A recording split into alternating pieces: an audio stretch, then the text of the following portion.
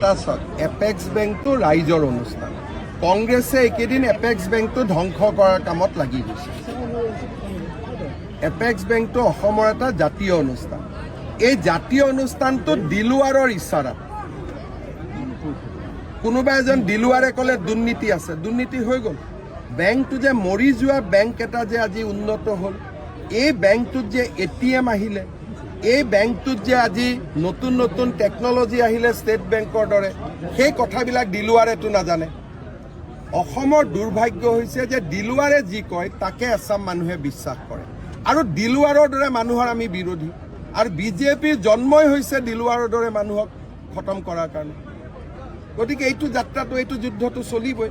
মোক বেয়া পাই ভাল পাই লাভ নাই। দিলুৱাৰ, মহবুবুল এনেকুৱা ধৰণৰ যিমান মানুহ আছে সেইবিলাকক কোনো আইনৰ বিৰুদ্ধে নহয়, আইনৰ ভিতৰত থাকি খতম কৰাই মোৰ কাম। গৌৰৱ গগৈৰ পত্নীৰ যিটো প্ৰসংগ, এইটো পাছপৰ্টৰ ষ্টাম্পটো মই ৰাজনীতি কৰি মাৰি দিব পাৰিম। আপুনি যদি পাকিস্তানত গৈছে, আপোনাৰ ষ্টাম্পটো মই মাৰিব পাৰিম নেকি পাছপৰ্ট ভিছাত? মইতো ইমান পাৱাৰফুল মানুহ নহয়। গতিকে আপুনি গ'লেহে আপোনাৰ পাছপৰ্টত ষ্টাম্পটো থাকিব। আজিলৈকে তেওঁলোকে কৈছে নেকি আমি যোৱা নাই বুলি? সাহসটো কৰা নাই যোৱা নাই বুলি ক'বৰ কাৰণে। এণ্টি নেশ্যনেল এক্টিভিটি ওলাব নেকি ছাৰ কিবা? এইটোতো পাকিস্তানত যোৱা মানে এণ্টি নেশ্যনেল। পাকিস্তানত আমাৰ ক্ৰিকেট টিমকে যাব নিদিয়ে।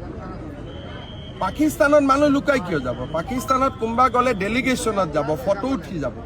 চুপচাপ কৰি পাকিস্তানত কিয় যাব? মই যদি আজি পাকিস্তানত যাওঁ আপোনালোকে মোক এৰি দিব নেকি? আজি কালি যদি ৰাতিপুৱা মই 7 দিন নোহোৱা হৈ যাওঁ, 8 দিনৰ দিনাখন আপোনালোকে গম পালে হিমন্ত বিশ্ব শৰ্মা পাকিস্তানৰ পৰা আহিলে, আপোনালোকে মোক এৰি দিব? জমাই কৰি কৰি চেছ কৰি দিব। গৌৰৱ গগৈৰ পত্নী গৈছিলে? মই নাজানো গৈছিল নাই, তদন্তত। ঠিক আছে, থেংক ইউ।